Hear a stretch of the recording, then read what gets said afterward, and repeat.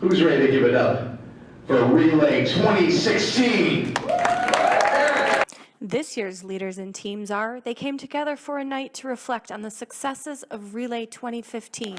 Last year, 33 teams raised over $129,000 in support of our life-saving mission. This achievement placed us as a top 10 event and a top 10 team, our friends at Fresenius Kavi, in all of the Eastern Division of the American Cancer Society. And in 2015, the Eastern Division was the #1 Relay for Life division in the United States of America. So you guys are making an impact. A night to inspire renewed fundraising efforts. It has a very proud Relay tradition, and we know that this 14th year will be better than ever. Remember that fundraising is not all that we do, but all that we do depends on fundraising. And a night to reflect how cancer affects our community.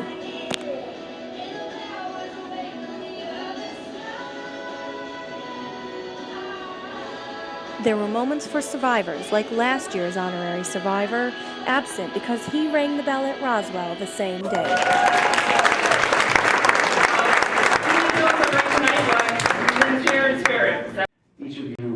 Moments for survivors in attendance. It was never about how fast you got there, but always about moving that mountain. And for that, we honor you and applaud you. Thank you.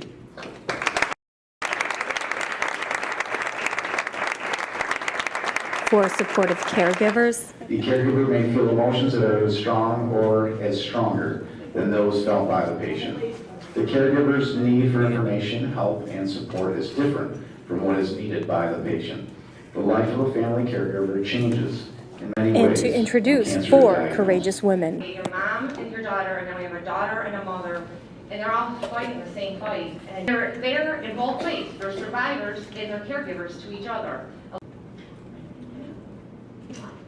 About 12 years ago, my mom sat me down and told me she had breast cancer.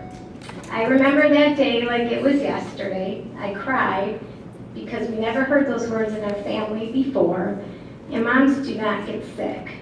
But then I learned how to be a caregiver, along with my 4 sisters and my father. Little did I know that a few years later, I would be told those same words, and now the tables were turned. And my mom was caregiving for me, taking me to chemo and radiation appointments and just giving me love and support because she had been there and done that as well. The journey of survivor caregiver did not end there, as my mom was told several years later that she had colon cancer. And then years later, she was told again that she was diagnosed with liposarcoma of her leg.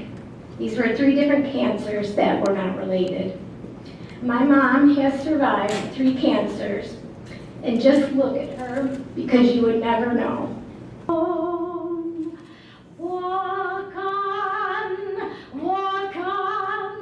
with hope in your heart, and you never walk alone.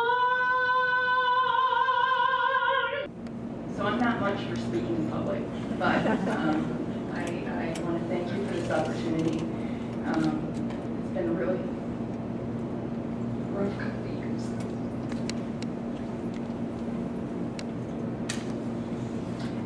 But Sarah was always super positive.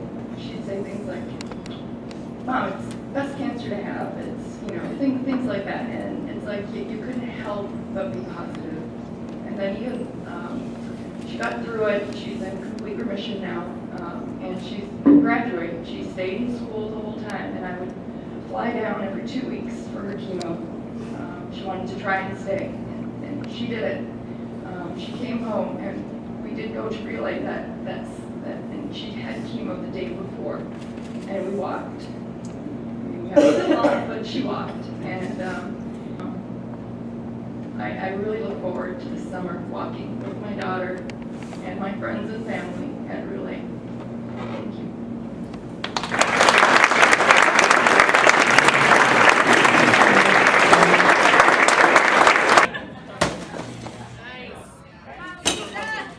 It's their inspiration that helps kick off this year's theme, giving cancer the boot.